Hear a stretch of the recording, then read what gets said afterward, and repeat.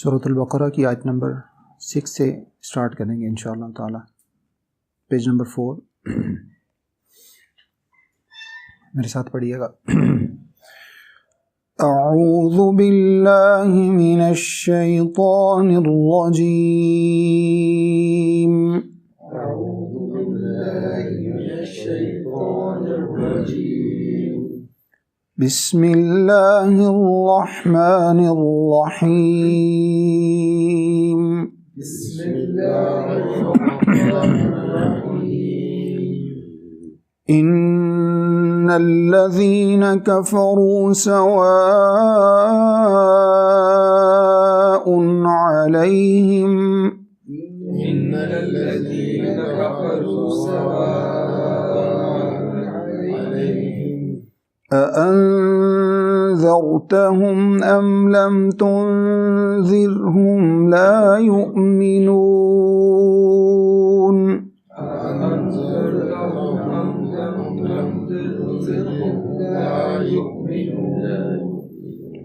ख़तमल्लाहु अला क़ुलूबिहिम व अला समइहिम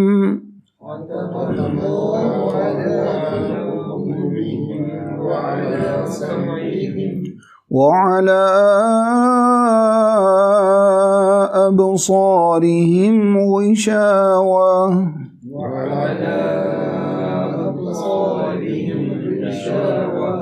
वलहुम अज़ाबुन अज़ीम। वमिनन नासि मन यक़ूलु आमन्ना बिल्लाह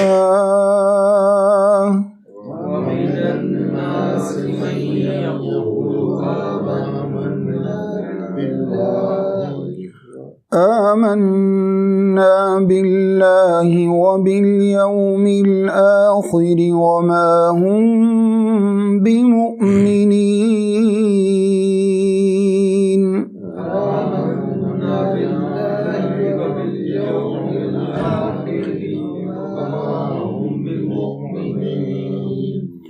يخادعون الله والذين آمنوا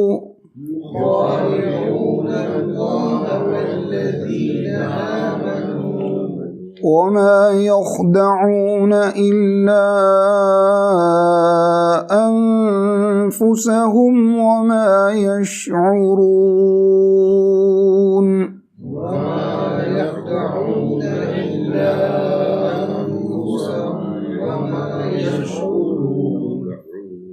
في قلوبهم مرض فزادهم الله مرضا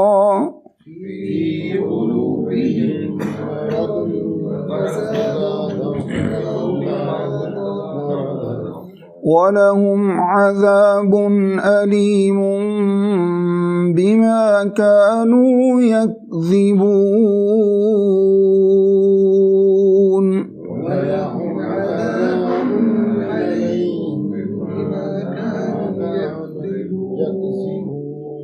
सदक़ल्लाहुल अज़ीम। अऊज़ु बिल्लाहि मिनश शैतानिर रजीम। बिस्मिल्लाहिर रहमानिर रहीम। अल्हम्दुलिल्लाहि रब्बिल आलमीन वस्सलातु वस्सलामु अला सय्यिदिल मुरसलीन व अला आलिहि व सहबिहि अजमईन, अम्मा बाद।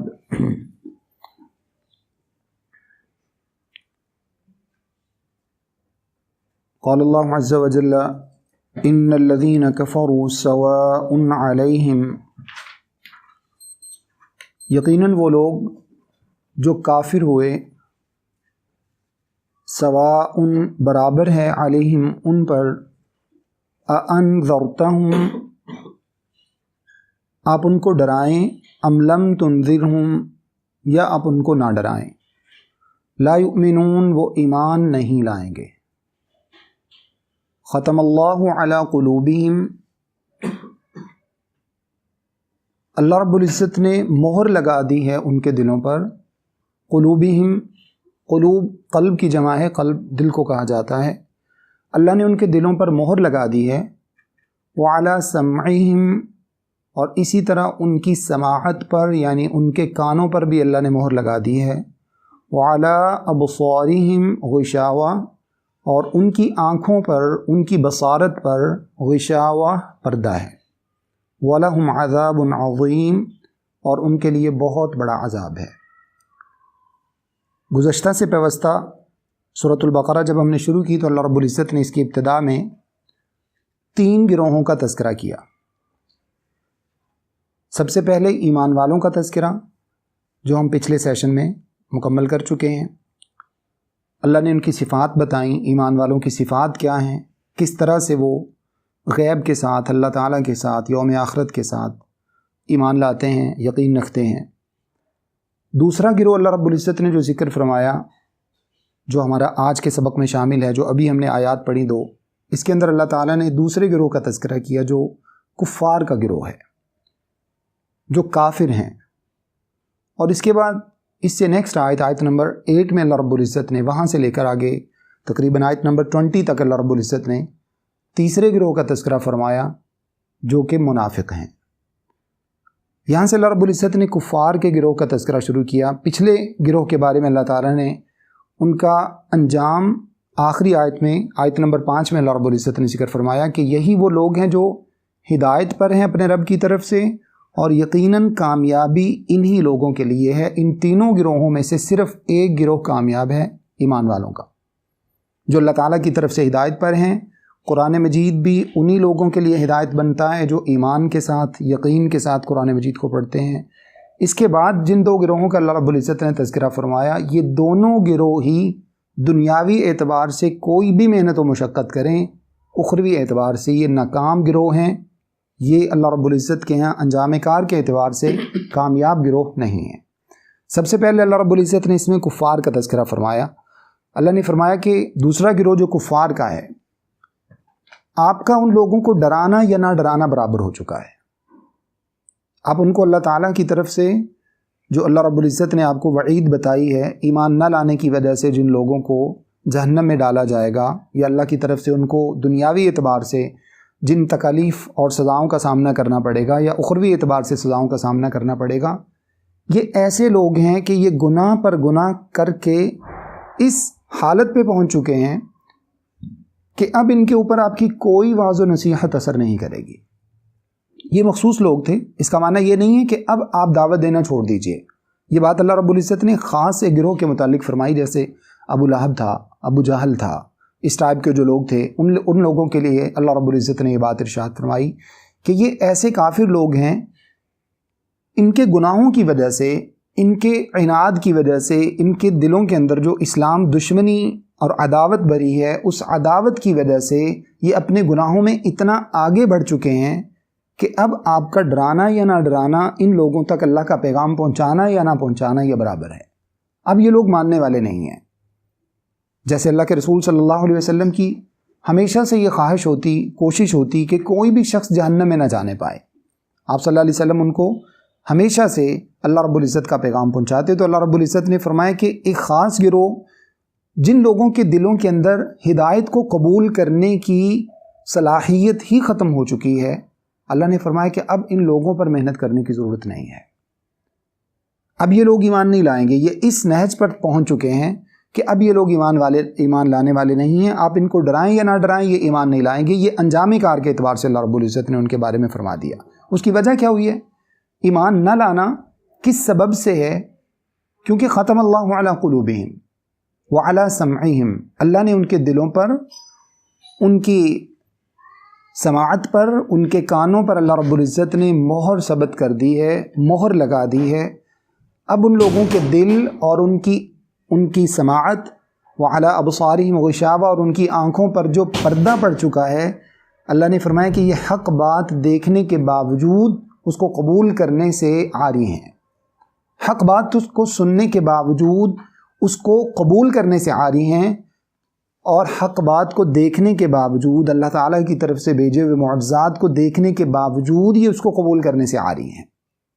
ظاہری طور پر اپنی آنکھوں سے دیکھتے ہیں، اپنے کانوں سے سنتے بھی ہیں، اپنے دل سے اس بات کا ادراک بھی کرتے ہیں، لیکن اس کے باوجود سرداری آڑے آتی ہے، اپنا قبیلہ آڑے آتا ہے، ظاہری طور پر شان و شوکت آڑے آتی ہے، اور وہ سمجھتے ہیں کہ شاید اگر ہم اپنے جیسے بعض ان میں سے آپ صلی اللہ علیہ وسلم کے چچا تھے، اگر ہم اپنے بھتیجے پر ایمان لے آئے تو شاید ہماری جو سرداری ہے، ہمارا جو ایک پروٹوکول ہے دنیا کے اندر، ہمارا وہ متاثر ہو جائے گا۔ تو اس کی وجہ سے اللہ نے فرمایا کہ اللہ نے ان کے دلوں پر اب مہر لگا دی ہے۔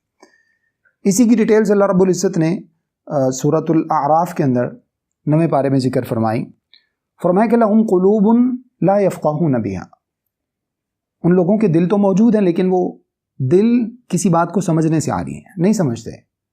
وَلَهُمْ أَعْيُنٌ لَا يُبْصِرُونَ بِهَا، وہ ان کے پاس آنکھیں تو موجود ہیں لیکن وہ ان آنکھوں سے حق بات کو، اللہ رب العزت کے دلائل کو، اللہ کی توحید کے جو دلائل ہیں ان کو وہ سمجھنے سے عاری ہیں۔ اس کی مثال یوں سمجھ لیجئے، پہلے بھی شاید آپ کے سامنے اس بات کا تذکرہ کیا، جیسے ایک شخص کے سامنے جب اللہ تعالیٰ کی طرف سے دنیاوی اعتبار سے کسی آفت جو ہے وہ دنیا کو کسی آفت کا شکار کیا جاتا ہے، کبھی زلزلہ کی صورت میں، کبھی بارش کی صورت میں، کبھی طوفان کی صورت میں، ایک مومن آدمی جب ان چیزوں کو دیکھتا ہے تو اس کا ایمان اللہ تعالیٰ کے اوپر اور زیادہ بڑھ جاتا ہے۔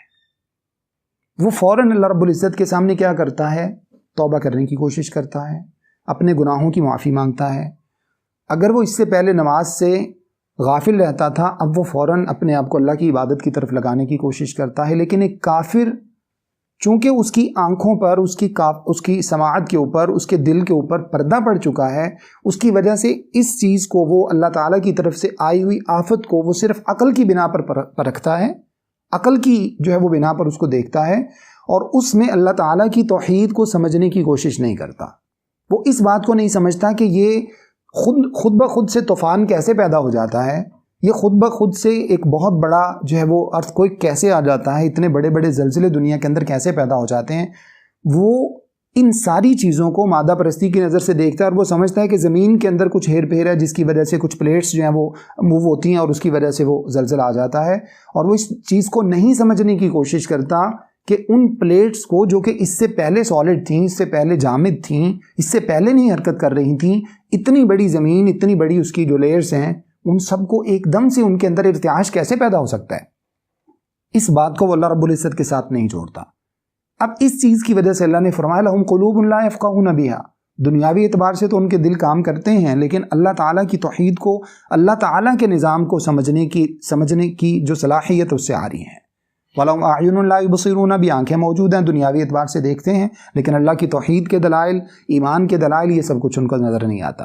اسی طرح سے فرمایا وَلَهُمْ آذَانٌ لَا يَسْمَعُونَ بِهَا، اسی طرح سے ان کے کان موجود ہیں، ظاہری طور پر وہ دنیاوی باتیں تو سنتے ہیں لیکن جب حق بات ان کے سامنے بیان کی جاتی ہے تو اس کو قبول کرنے سے عاری ہیں، وہ ان کی قوت سماعت سے ان کے دل و دماغ کے اندر داخل نہیں ہوتی۔ تو اس وجہ سے اللہ نے فرمایا کہ اولئک کالانعام بل ہم اضل، یہ لوگ جانوروں کی مانند ہیں۔ یہاں سے ہمیں اپنی اس بات کو سمجھنے کا مزید موقع ملے گا۔ ایک جانور کو اس بات کا احساس نہیں ہے کہ ظاہری طور پر جو مثال کے طور پر بارش ہے، کوئی آفت آ جاتی ہے، اس کے کتنے بڑے نقصانات نکلنے والے ہیں، وہ ان چیزوں سے آ رہی ہے، وہ ان چیزوں کو زیادہ نہیں سمجھ پاتا۔ ایک محدود جو اللہ رب العزت نے اس کو عقل سے نوازا ہے، صرف وہ اس کو نظر آتا ہے کہ شاید اس کا مالک اس کو مارے گا، اس طرح کی چیز کا تھوڑا سا احساس اس کے اندر پیدا ہوتا ہے، اور بعض مرتبہ اس کا بھی نہیں ہوتا۔ کچھ جانور ایسے ہوتے ہیں ان کے اندر اس چیز کا بھی احساس پیدا نہیں ہوتا۔ اب جو سمجھ اور شعور اللہ رب العزت نے انسان کو عطا فرمایا ہے، اگر اس کا کمپیریزن ہم جانوروں کے شعور سے کریں تو جانور نہ بلڈنگ بنا سکتا ہے، نہ گھر بنا سکتا ہے، نہ اپنی رہائش کے لیے اتنا خوبصورت ارینج کر سکتا ہے۔ یہ سارا بندوبست کون کرتا ہے؟ انسان اللہ تعالیٰ کی دی ہوئی عقل کے مطابق جتنا اس کا شعور جیسے یہاں پر کام نہیں کر رہا، یہ سب کچھ کرنے میں جو انسان کر رہا ہے، اسی طرح سے ایک وہ انسان جس کو اللہ رب العزت کی طرف سے دیے گئے دلائل نظر نہیں آتے، حق بات نظر نہیں آتی، ایمان کے معاملات اس کو سمجھ میں نہیں آتے، وہ اللہ نے فرمایا انہی جانوروں کی مانند ہی ہو جاتا ہے۔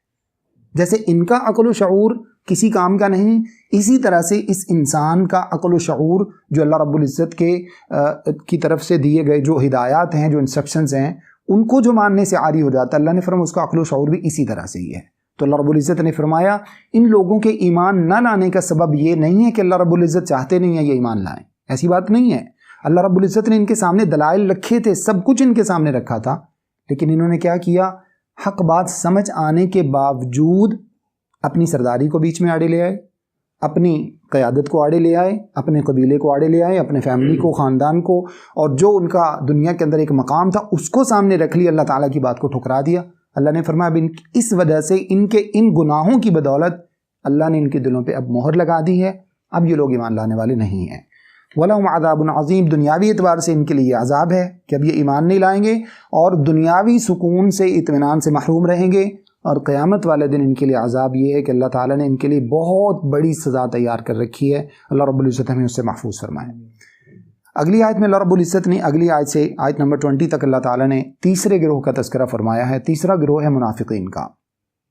پہلے ترجمہ دیکھیے، وَمِنَ النَّاسِ مَن يَقُولُ آمَنَّا بِاللَّهِ وَبِالْيَوْمِ الْآخِرِ، لوگوں میں سے ایک گروہ ایسا ہے جو کہتے تو یہ ہیں کہ ہم ایمان لائے اللہ تعالیٰ کے ساتھ، وَبِالْيَوْمِ الْآخِرِ، اور آخرت کے دن کے ساتھ ایمان لائے، وَمَا هُم بِمُؤْمِنِينَ، حالانکہ وہ ایمان لانے والے نہیں ہیں۔ يُخَادِعُونَ اللَّهَ وَالَّذِينَ آمَنُوا، وہ دھوکہ دینے کی کوشش کر رہے ہیں اللہ تعالیٰ کو بھی، والذین آمنوا، اور ایمان والوں کو بھی دھوکہ دینے کی کوشش کر رہے ہیں۔ وما یخدعون الا انفسهم، اور حقیقت میں وہ دھوکہ نہیں دے پا رہے مگر اپنے نفسوں کو۔ نہ اللہ کو دھوکہ دے سکتے ہیں، نہ ایمان والوں کو دھوکہ دے سکتے ہیں، بلکہ دھوکہ دے رہے ہیں صرف اور صرف اپنی جانوں کو، اپنے آپ کو دھوکے میں ڈالے ہوئے ہیں۔ وما یشعرون، اور اپنی دانست میں وہ اس بات کو نہیں سمجھ پا رہے۔ اب سب سے پہلے میں آپ کو بتا دوں، اللہ رب العزت نے یہاں پر منافقین کا تذکرہ فرمایا۔ نفاق کیا ہوتا ہے؟ نفاق کس کو کہتے ہیں جس کی وجہ سے کوئی شخص منافق کہلاتا ہے؟ اس کی دو قسمیں ہیں۔ ایک تو نفاق وہ ہے جو انسان کو ایمان سے عاری کر دیتا ہے، ایک وہ نفاق ہے جیسے اللہ رب العزت نے ان لوگوں کا تذکرہ کیا۔ دوسرا وہ نفاق ہے جس کو آپ تھوڑا سا جزوی نفاق کہہ سکتے ہیں، وہ وقتی طور پر بعض مرتبہ کسی انسان کے اندر اس کی علامات میں سے کوئی پیدا ہو جاتی ہے، تو اللہ کے نبی صلی اللہ علیہ وسلم نے اس کے بارے میں حدیث کے اندر وضاحت فرمایا کہ یہ علامات اگر کسی شخص کے اندر پیدا ہو جائیں تو وہ نفاق کی علامات ہیں، اس کو فوراً اپنے آپ کو ان علامات سے بچانا چاہیے، محفوظ کرنا چاہیے، اللہ سے توبہ مانگنی چاہیے۔ اب یہ والا جو نفاق ہے، سب سے پہلے نفاق کو سمجھ لیجئے۔ نفاق کی ڈیفینیشن کیا ہے؟ ظاہری طور پر اچھائی کو لوگوں کے سامنے پریزنٹ کرنا اور دل کے اندر برائی کو چھپانا، نفاق یہ ہے۔ اچھائی کو ظاہر کرنا اور برائی کو چھپانا، یعنی اندر کچھ اور ہے، اندر برائی چھپائے ہوئے ہیں، نقصان چھپائے ہوئے ہیں، اور ظاہر کرتا ہے کہ میں تو بہت اچھا ہوں۔ ظاہری طور پر آپ کو یہ محسوس کرواتا ہے کہ میں تو آپ کے ساتھ بڑا مخلص ہوں، لیکن حقیقت میں اندر سے جو ہے وہ جڑیں کاٹنے کی کوشش کر رہا ہے۔ یہ نفاق کی ایک بنیادی سی ڈیفینیشن ہے۔ اب یہ لوگ کیا کرتے ہیں؟ اللہ تعالیٰ نے فرمایا یہاں پر بھی دیکھیے، کہتے کیا ہیں کہ ہم ایمان لائے اللہ اور اس کے رسول صلی اللہ علیہ وسلم کے ساتھ۔ رسول اللہ صلی اللہ علیہ وسلم کے مدینہ تشریف لانے سے پہلے نفاق نہیں تھا، اس سے پہلے منافق لوگ نہیں تھے، کافر ہی تھے۔ آپ صلی اللہ علیہ وسلم کے تشریف لانے کے بعد مسلمان بننا شروع ہوئے لوگ۔ اس سے پہلے آپ صلی اللہ علیہ وسلم کے آنے سے پہلے اسلام بھی لوگوں کے اندر نہیں تھا۔ آپ صلی اللہ علیہ وسلم نے اسلام کی دعوت پہنچائی۔ جب آپ صلی اللہ علیہ وسلم مدینہ ہجرت کر کے تشریف لائے، اور خاص طور پہ یہ کہنا چاہیے کہ جنگ بدر تک منافق نہیں تھے، جنگ بدر تک بھی منافق نہیں تھے۔ جنگ بدر میں اللہ رب العزت نے مسلمانوں کو ما فوق الفطرت فتح عطا فرمائی، جو عقل کی اگر ہم اس کو سمجھنے کی کوشش کریں عقل کے معیار سے تو وہ سمجھ میں نہیں آ سکتی، وہ فتح ایسی ہے۔ اللہ رب العزت نے جب مسلمانوں کو فتح عطا فرمائی تو اب کچھ لوگ جو اسلام تو نہیں لانا چاہتے تھے، لیکن وہ اسلام کی طرف سے مسلمانوں کو جو اللہ تعالیٰ نے فتح عطا فرمائی تھی، مسلمانوں کی طرف سے وہ خوف کا شکار تھے، اور وہ اسلام سے بھی وہ مفادات حاصل کرنا چاہتے تھے تاکہ مسلمانوں کو وہ باور کروا سکیں کہ ہم تو تمہارے ساتھ ہیں، لیکن دل سے وہ اسلام قبول نہیں کرنا چاہتے تھے۔ ان لوگوں کے بارے میں اللہ نے فرمایا کہ یہ منافقوں کا گروہ ہے، منافقین کا گروہ ہے۔ ان کا سب سے بڑا جو سردار تھا عبداللہ بن ابی، اور اس کے بعد دیگر کئی لوگ بھی اس کے اندر شامل تھے۔ اب انہوں نے کیا کیا؟ رسول اللہ صلی اللہ علیہ وسلم کے سامنے ایمان کا اظہار کر دیا ایمان کا۔ اندر سے ان کی محبت، ان کا جو پیار تھا، ان کی جو مطلب دلی اعتبار سے جو ان کا لگاؤ تھا، وہ کفار کے ساتھ ہی رہا۔ اللہ نے فرمایا، اب اللہ رب العزت نے ان لوگوں کے ساتھ کیا کیا، آگے تھوڑی سی ڈیٹیل سمجھا کے آگے بھی پڑھیں گے۔ ان کا جو طریقہ کار تھا، یا ان کا وتیرہ جو تھا، ان کی عادت جو تھی، اللہ رب العزت نے اس کو ایمان والوں کے اوپر، اللہ کے رسول صلی اللہ علیہ وسلم اور صحابہ کرام کے اوپر اس کو ایکسپوز کر دیا۔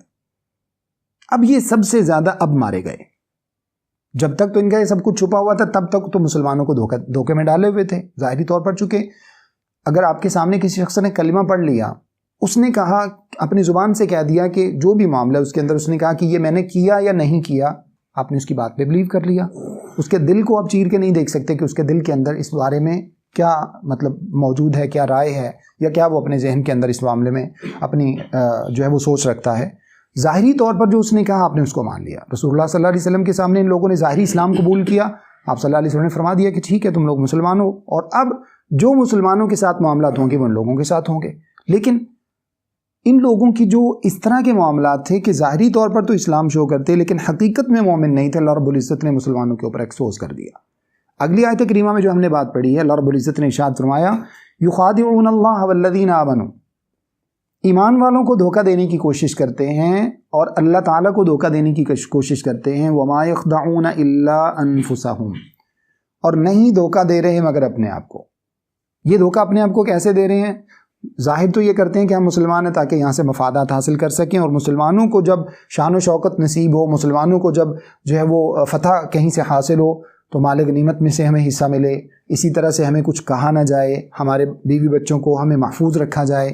یہ سارے مفادات, یہ تحفظ ان سے چاہتے تھے, اس وجہ سے اسلام کا اظہار کرتے تھے, لیکن اپنے آپ کو بہت بڑے دھوکے میں ڈالے ہوئے تھے. کون سا دھوکہ؟ نہ مسلمان بنے اور نہ کافر رہے, کفر سے آگے نکلے اسلام قبول کرنے کے لیے, لیکن اسلام بھی قبول نہیں کیا. بہت ہی خطرناک ایک بھنور کے اندر یہ لوگ پھنس گئے, ایک بفڑ کے اندر یہ لوگ پھنس گئے. اللہ رب العزت نے فرمایا یہ بہت بڑا دھوکہ ہے. اس کی مثال یوں سمجھ لیجئے, ایک شخص گناہ کرتا ہے لیکن وہ گناہ کو حرام سمجھتا ہے, گناہ کو حرام سمجھتا ہے, گناہ کو گناہ سمجھتا ہے. اس شخص کے توبہ کرنے کی امید ہے, لیکن جو شخص گناہ کو گناہ ہی نہیں سمجھتا اس کے توبہ کرنے کی کوئی امید نہیں. اگلی آیت میں اللہ تعالیٰ نے یہ بات بھی ارشاد فرمائی, آگے پڑھتے ہیں ہم جا کے. اللہ نے فرمایا وما یخدعون الا انفسہم, یہ لوگ حقیقت میں اپنے آپ کو دھوکے میں ڈالے ہوئے, وما یشعرون, اور اس بات کا شعور نہیں رکھتے. فی قلوبہم مرض, اس کی وجہ اصل میں کیا ہے؟ ان لوگوں کے دلوں کے اندر ایک بیماری ہے, ان کے دل بیمار ہیں, دلوں کے اندر ایک بیماری ہے. فزادہم اللہ مرضا, تو اللہ نے اسی بیماری کے اندر ہی ان لوگوں کو مزید بڑھا دیا. وہی بیماری ان کے دلوں کے اندر اور بڑھتی چلی گئی. دل کو کمزور کرنے والی دو قسم کی بیماریاں ہوتی ہیں, دو قسم کی بیماریاں جو دل کو کمزور کرتی ہیں. ایک وہ بیماریاں ہیں دل کے اندر جو کفر کی بیماری, نفاق کی بیماری, جو اور شرک کی بیماری, جو انسان کے دل کو اسلام کی طرف, اللہ اور اس کے رسول صلی اللہ علیہ وسلم کی طرف نہیں آنے دیتی. اور دوسری بیماری کون سی ہے؟ گناہ کی پسندیدگی کی بیماری, گناہ کے ساتھ محبت کی بیماری. جب گناہ کی طرف انسان کا لگاؤ ہوتا ہے تو وہ انسان توبہ کی طرف نہیں آتا. اللہ نے اسی بارے میں ارشاد فرمایا قرآن مجید کی دوسری آیت میں, فَيَطْمَعَ الَّذِي فِي قَلْبِهِ مَرَضٌ. خواتین کے متعلق جب اللہ رب العزت نے حکم ارشاد فرمایا سورۃ الاحزاب میں کہ آپ ان کے سامنے تھوڑا سا اپنی گفتگو کے اندر تھوڑا سا ایک سختی پیدا کر کے بات کریں. جب کسی غیر مرد کے ساتھ بات کرنے کی ضرورت پیش آ جائے تو پردے کے احکام میں یہ شامل ہے. کئی آداب اللہ رب العزت نے یہاں پر پردے کے بارے میں ذکر فرمایا. ان میں سے ایک یہ ہے کہ فرمائے کہ جب آپ کسی غیر مرد سے, غیر محرم سے بات کرنے کی ضرورت پیش آئے تو زبان کے اندر اس طرح کی ترشی ہونی چاہیے کہ جو شخص جس کے دل کے اندر شیطان کوئی وسوسہ پیدا کرنا چاہتا ہے اس کے دل میں کوئی وسوسہ پیدا نہ ہو سکے. فَيَطْمَعَ الَّذِي فِي قَلْبِهِ مَرَضٌ, جس کے دل میں وسوسہ ہے وہ طمع کرے گا.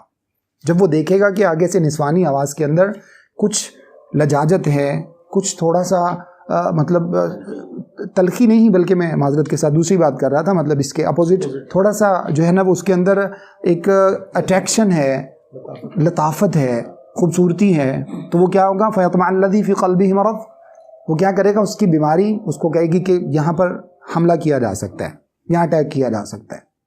یہ خواتین کو اللہ رب العزت نے یہاں پر ہدایت نصیب جو ہے وہ بیان فرمائی. اب یہاں پر اللہ تعالیٰ نے فرمایا کہ ان کے دلوں میں چونکہ بیماری تھی, کون سی؟ نفاق کی, کفر کی, شرک کی بیماری تھی.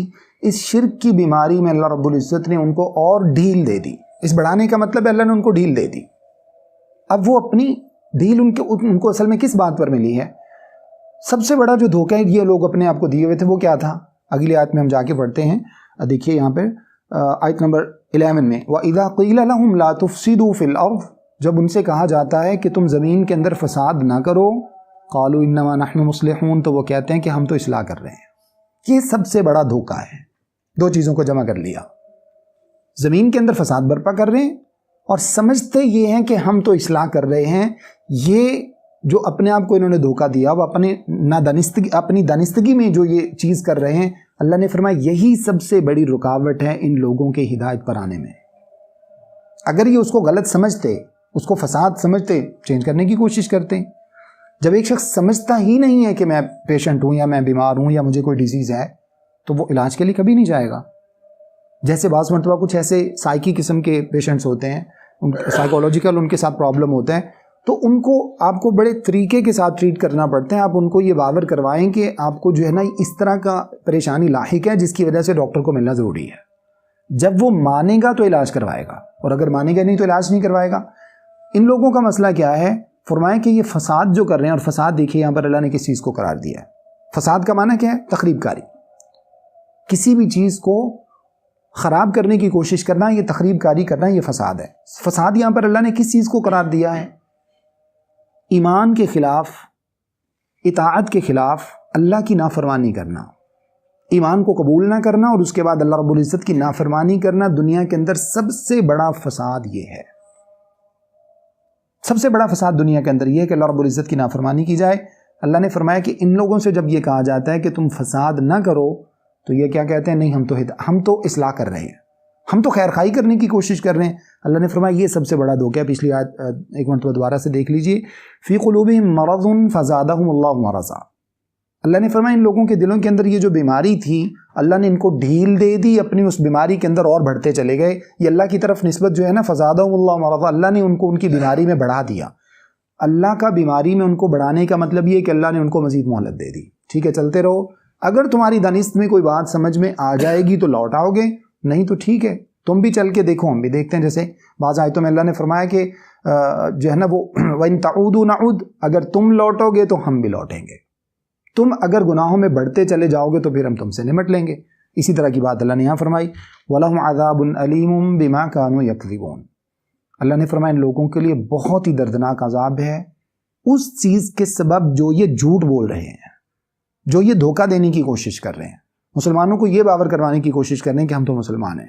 اگلی آیت ہم نے پڑھ لی اس سے پہلے کہ جب ان سے یہ کہا جاتا ہے فساد نہ کرو تو کیا کہتے ہیں؟ ہم تو اصلاح کرنے والے ہیں۔ نیکسٹ آیت نمبر 12 میں اللہ نے فرمایا الا خبردار۔ اب ہم آپ کو بتاتے ہیں کہ یہ جو دعویٰ کر رہے ہیں، دو باتوں کو انہوں نے جمع کر دیا، کرتے فساد ہیں، کہتے اصلاح ہیں۔ جب اصلاح کے نام پہ، میں نے معذرت کے ساتھ اس سے پہلے بھی ایک آدھ مرتبہ آپ سے گفتگو میں یہ کہا تھا کہ ہمارے معاشرے کے اندر سب سے بڑا دھوکہ مذہب کے نام پر کیا جاتا ہے۔ اس کا سبب کیا ہے؟ ایک ایسی عقیدت اور ایک ایسا تقدس میرے اور آپ کے دل میں مذہب کے بارے میں ہوتا ہے کہ مذہب کے بارے میں ہمیں کوئی کچھ بھی کہہ دے ہم خاموش ہو جاتے ہیں، کیونکہ مذہب کا مسئلہ ہے۔ مذہب کا مسئلہ سمجھ کر ہمیں کیا کرنا چاہیے؟ سب سے پہلے اسٹڈی کریں ہم مذہب کو، اللہ اور اس کے رسول کے احکامات کو پڑھیں، تاکہ کوئی مذہب کے نام پر ہمارے ساتھ چیٹ نہ کر سکے، مذہب کے نام پر کوئی ہمیں دھوکہ دے نہ سکے۔ تو اللہ تعالیٰ نے فرمایا خبردار، اب ہم آپ کو بتاتے ہیں کہ جس چیز کو یہ اصلاح کا نام دیے ہوئے ہیں، اب یہاں پر بھی دیکھیے معاشرے کے اندر بہت سے ایسے امور سر انجام دیے جاتے ہیں، گناہ ہیں، لیکن ان کو کہا جاتا ہے اچھا منع تو نہیں ہے کہیں، ہم تو اچھے کی کوشش کر رہے ہیں، ہمارا مقصد تو غلط نہیں ہے۔ کہ اللہ کو نہیں پتا کہ جن چیزوں کا مقصد غلط نہیں ہے ان کو اسلام بنا کے آپ کے سامنے پیش کیا جاتا؟ جب اللہ نے ان کو پیش نہیں کیا، اور خاص طور پہ ایک چیز عبادت ہے، عبادت ایک خاص ڈائریکشن میں کی جاتی ہے، ایک خاص کیفیت میں، ایک خاص اس کی جو ہے نا وہ مطلب کیفیات ہیں جو اللہ رب العزت نے بیان فرمائی ہیں۔ جب وہ اللہ نے بیان فرما دی ہیں تو کیا مجھے اور آپ کو اللہ کی عبادت کے طریقوں کا زیادہ پتہ تھا جو رسول اللہ صلی اللہ علیہ وسلم نے بیان نہیں فرمائے؟ اور ہم سمجھتے ہیں کہ نہیں، ہم تو چونکہ اچھا کرنے کی کوشش کر رہے ہیں۔ سورۃ الکہف میں بھی اللہ رب العزت نے یہی بات ارشاد فرمائی ہے، فرمایا قل هل ننبئکم بالاخسرین اعمالا، تمہیں بتائیں دنیا میں سب سے زیادہ اپنے آپ کو خسارے میں ڈالنے والے کون سے لوگ ہیں؟ سب سے زیادہ خسارے میں ڈالنے والے الذین ضل سعیہم فی الحیاۃ الدنیا، جن کی ساری زندگی کی محنت رائے گاں چلی گئی، وہم یحسبون انہم یحسنون صنعا، اور وہ یہ سمجھتے رہے کہ ہم تو بہت اچھا کر رہے ہیں۔ یہی بات ہے جو اللہ نے یہاں فرمائی، کرتے فساد ہیں، کہتے اصلاح ہے، کہتے ہم تو اصلاح کر رہے ہیں۔ اللہ نے فرمایا اب ہم آپ کو بتاتے ہیں کہ یہ جو اصلاح کا دعویٰ کر رہے ہیں یہ کیا ہے، الا خبردار انہم هم المفسدون، یہی سب سے بڑا فساد ہے جو یہ کر رہے ہیں، اصلاح کے نام پر جو دھوکہ دے رہے ہیں۔ اس کی ایک چھوٹی سی مثال سمجھ لیجئے، اگرچہ ہمیں خاص طور پہ قرآن پاک کے اس حوالے سے تو ہمیں اس طرف نہیں جانا چاہیے، لیکن ایک مسلمان کو اس بات کو شعور ضرور رکھنا چاہیے۔ ہمارے اسلامی ممالک میں خاص طور پر نیٹو فورسز یا اسی طرح سے جو کچھ دنیا کے اندر اپنے آپ کو سپر طاقتیں سمجھنے والے جو ممالک ہیں، اتنے ممالک کے اندر اتنا زیادہ انسانوں کی جانوں کا ضیاع، ان کو ضائع کر دیا، ان کا ناحق خون بہا دیا، کس چیز کے نام پر؟ اصلاح کے نام پر۔ اصلاح کے نام پر سب سے بڑا فساد آپ کو صرف اسلامی کنٹریز میں نظر آتا ہے، اور جتنا بڑا فساد آپ اصلاح کے نام پر دنیا کے اندر پھیلا رہے ہیں یہ کسی کو نظر نہیں آتا۔ یہ سب سے بڑا دھوکہ، یہ منافقت ہے۔ اللہ رب العزت نے ارشاد فرمایا، آئیے ہم آپ کو بتاتے ہیں، الا انہم هم المفسدون، اصل فسادی یہ لوگ ہیں، ولکن لا یشعرون، لیکن یہ وقتی طور پر نہیں سمجھ پا رہے، قیامت والے دن ہم ان کو سمجھائیں گے۔ اب یہ شعور نہیں رکھتے اس بات کا، اب تو یہ اصلاح کے نام پر کر رہے ہیں کیونکہ اپنے آپ کو دھوکے میں ڈالے ہوئے ہیں۔ اس کے بعد اللہ نے فرمایا وَإِذَا قِيلَ لَهُمْ آمِنُوا، اور جب ان سے کہا جاتا ہے کہ ایمان لے آؤ، کما آمن الناس، جیسا کہ لوگ ایمان لائے۔ لوگوں سے مراد یہاں پر صحابہ کرام رضوان اللہ علیہم اجمعین۔ اللہ نے فرمایا جب ان سے کہا جاتا ہے کہ جیسے تمہارے ہی ساتھ رہنے والے لوگ ہیں، انصار بھی ہیں، مہاجرین بھی ہیں، جیسے انہوں نے اسلام قبول کیا، اپنی زندگیوں کو بھی بچایا، اپنی آخرت کو بھی بچا لیا، دنیاوی اعتبار سے سکون اور اطمینان کے اندر وہ آ گئے، اخروی اعتبار سے ان کو ایک بہت بہترین امید اللہ رب العزت نے ان کے دلوں کے اندر پیدا فرما دی ہے، اور وہ اس انعام کے حقدار بھی ہوں گے۔ چوتھے پارے میں ہم جا کر پڑھیں گے کہ جو شہید ہو گئے جو لوگ جنگ احد کے اندر، ان کو جب اللہ رب العزت نے ان کے مقامات سے نوازا، ان کے پروٹوکول سے اللہ رب العزت نے ان کو نوازا، ان کو اللہ تعالیٰ نے وہ انعامات عطا فرمائے، تو انہوں نے کہا اللہ رب العزت کاش کہ یہ پیغام، یہ منظر، یہ سب کچھ دنیا کے سامنے پہنچ جائے، ہمارے بھائیوں کو پتہ چل جائے۔ اللہ نے فرمایا ہم بتا دیں گے۔ اللہ نے آیتیں نازل فرمائی، چوتھے پارے کے اندر ہم جا کر پڑھیں گے، سورہ آل عمران کے اندر اللہ نے آیتیں نازل فرمایا کہ تمہارے بھائی تمہیں یہ پیغام دے رہے ہیں کہ دیکھو ہمیں اتنا خوبصورت انجام مل چکا ہے، تو خدارا اب اپنے آپ کو اللہ تعالیٰ کی نافرمانی میں کبھی مت لے کے جانا، ہمیشہ اللہ کی فرما برداری کرنا، یہ انعامات تمہارا انتظار کر رہے ہیں۔ تو اللہ رب العزت نے یہاں پر ارشاد فرمایا جب ان سے کہا جاتا ہے ایمان لے آؤ، صحابہ کی طرح تمہارے ہی ساتھ رہنے والے لوگ ہیں، انہوں نے رسول اللہ صلی اللہ علیہ وسلم کی حیثیت کو پہچان لیا، آپ کے منصب رسالت کو پہچان لیا، آپ کے پیغام کو سمجھ لیا، اور اپنی عقل سلیم کا استعمال کیا، اس عقل کا نہیں جس عقل نے تمہیں فساد کی طرف دھکیل دیا ہے، بلکہ عقل سلیم کا، اپنی فطرت سلیمہ کا استعمال کرتے ہوئے انہوں نے اللہ رب العزت کے دین کو قبول کر لیا ہے، تو ان کی طرح تم بھی قبول کر لو۔ کیا کہتے ہیں؟ قالوا انؤمن کما آمن السفہاء، کیا ہم ان لوگوں کی طرح ایمان لے آئیں جو بیوقوف ہیں؟ سفہاء سفیہ کی جمع ہوتی ہے، سفیہ عربی زبان میں بیوقوف کو کہا جاتا ہے۔ بیوقوفی کس بات کو انہوں نے کہا ہے؟ صحابہ کرام کے ایمان کو قبول کرنے کو، اسلام قبول کرنے کو، رسول اللہ صلی اللہ علیہ وسلم کی اطاعت کرنے کو ان لوگوں نے بیوقوفی قرار دیا ہے۔ اللہ نے فرمایا کہ اصل بیوقوفی یہ نہیں ہے، یہ تو حدیث کے اندر موجود ہے۔ اللہ کے نبی صلی اللہ علیہ وسلم نے ارشاد فرمایا عقل مند صرف وہ شخص ہے، الکیس من دان نفسہ وعمل لما بعد الموت، عقل مند تو ہوتا ہی وہ ہے جو اپنے آپ کو پہچانے، اپنے اللہ تعالیٰ کے ساتھ تعلق کو پہچانے اور آخرت کے لیے عمل کرے۔ بل تؤثرون الحیات الدنیا، تم دنیاوی زندگی کو ترجیح دے کر سمجھتے ہو کہ تم بہت بڑے عقل مند ہو، والآخرۃ خیر وابقیٰ، اور تمہیں یہ پتہ ہی نہیں چلا کہ اصل میں جو زندگی باقی رہنے والی ہے وہ کون سی ہے، وہ تو آخرت کی زندگی تھی۔ اگر یہ زندگی اصل ہوتی تو آج تک کوئی ہزاروں سال کی عمر پا کے زندہ کیوں نہیں بچا؟ کوئی بھی نہیں بچا۔ جس دور میں اللہ رب العزت نے عمر کا جو ایک اوسط جو ہے وہ جس چیز کو رکھا، جیسے کسی دور میں 100 سال کے قریب عمریں رہیں، کسی دور میں جو ہے نا وہ 200 300 400 سال بھی عمر رہی۔ نوح علیہ السلام کے زمانے میں 950 سال آپ علیہ الصلوۃ والسلام نے تبلیغ کی لوگوں کو، تو اس وقت بہت زیادہ عمریں تھیں، لیکن آخر نتیجہ کیا ہوا؟ کوئی بھی زندہ نہیں بچا، سب دنیا سے چلے گئے۔ اللہ رب العزت نے فرمایا کہ اگر یہ زندگی ہی باقی رہنے والی ہوتی تو یہ ساری دنیا کے لوگ آج کوئی نہ کوئی تو موجود ہوتا نا اس دنیا کی حقیقت تمہیں بتانے کے لیے، لیکن فرمایا جب کوئی بھی نہیں بچا تو اس کا مطلب یہ ہے کہ یہ دنیاوی سراب صرف وقتی تمہاری ضروریات ہیں، یہ تمہارا ٹارگٹ نہیں ہے، یہ مقصد نہیں ہے۔ مقصد کیا ہے؟ والآخرۃ خیر وابقیٰ، ان لوگوں کی طرح ایمان لے آؤ جنہوں نے اپنی زندگیوں کو اسلام کے نام پہ وقف کر دیا ہے. انہوں نے تھوڑے سے فائدے کو نظر انداز کر دیا ہے اور حقیقی فائدے کا ان لوگوں نے انتخاب کر لیا ہے. تو اللہ نے فرمایا اصل بیوقوفی یہ نہیں ہے. الا انہم ہم السفہاء، اللہ نے فرمایا خبردار ہو جائیے یہی لوگ اصل میں بیوقوف ہیں. کون؟ جو اسلام قبول نہیں کر رہے اور اسلام کے نام پر اپنے آپ کو دھوکے میں ڈالے ہوئے، ظاہری طور پر اسلام کا لبادہ اڑا ہوا ہے، حقیقت میں ان لوگوں کے ساتھ ہیں، کفار کا ساتھ دیتے ہیں، کفار سے محبت کرتے ہیں. وَلَٰكِن لَا يَعْلَمُونَ، لیکن یہ لوگ اس بات کو نہیں جانتے. آج کے لیے اتنا ہی کافی ہے انشاءاللہ. اللہ سے دعا ہے کہ جو کچھ میں نے آپ کے سامنے بیان کیا مجھے اور آپ سب کو سمجھنے، عمل کرنے اور آگے پہنچانے کی توفیق عطا فرمائے. استغفر اللہ لی ولکم ولسائر المسلمین.